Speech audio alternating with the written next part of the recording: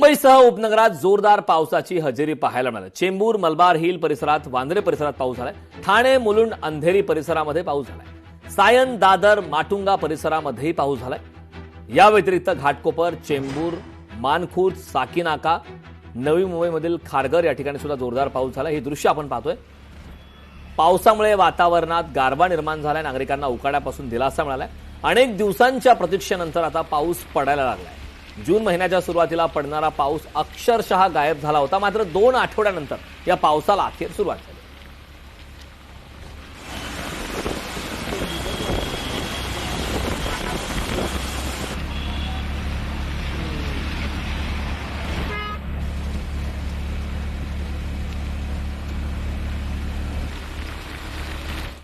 शेगावमधून श्रीच्या पालखीचं पंढरपूरकडे प्रस्थान झालं। श्रीच्या पालखीमध्ये 700 वारकऱ्यांचा सहभाग होता।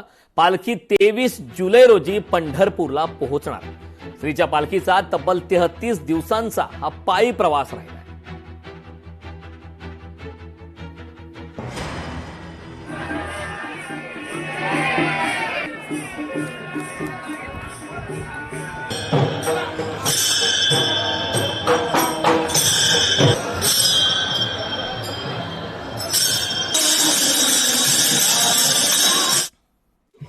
शेगावची आमची इथली पालखी दरवर्षीप्रमाणे आज पालखी निघालेली आहे। पंढरपूरकरता प्रस्थान झालेलं आहे आणि या ठिकाणी आम्ही भाविक भक्तांना सर्वांना चहा पाण्याची व्यवस्था करताना दरवर्षीप्रमाणे यावर्षी पण केलेली आहे आणि सर्व लोकांच्या सहकार्यामुळे आमचा कार्यक्रम चांगला पार पडतो। जय गजानन हा गजानन महाराजांच्या पालखीचा जो सेवेचा जो कार्यक्रम आहे हा 1968 पासून चालू आहे आणि दरवर्षी हा असतो। 1000 भक्तांना आम्ही चहा पाण्याचा कार्यक्रम करतो। यवतमाळमध्ये उष्णतेचा पपई बागांना फटका बसलाय। पपई बागांमधील झाडांची पाने जळून गेली। पपई उत्पादक शेतकऱ्यांचं यामध्ये मोठं नुकसान झालंय। नुकसानीची पाहणी करून मदत देण्याची मागणी आता करण्यात आली आहे।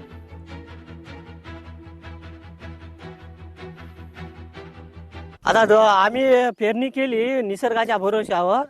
एक अवकाळी पाऊस पडला, त्या अवकाळी पावसाच्या भरोशावर आम्ही पेरणी केली आणि आता ते मान्सून जे आहे तर परत गेले म्हणते।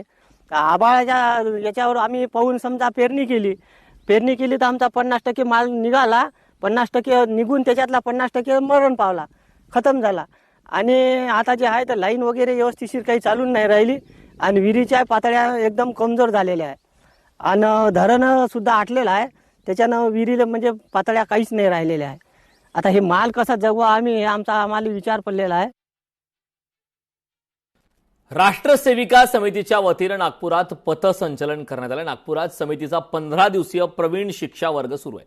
वर्गात 112 प्रशिक्षणार्थी सहभागी आहेत। न्यू इंग्लिश हायस्कूल ते सेवा सदन या मार्गावरून हे पथसंचलन करण्यात आलं। राष्ट्रसेविका समितीच्या वतीने हे उपक्रम राबवण्यात आले। समितीचा 15 दिवसीय प्रवीण शिक्षा वर्ग सुरू आहे।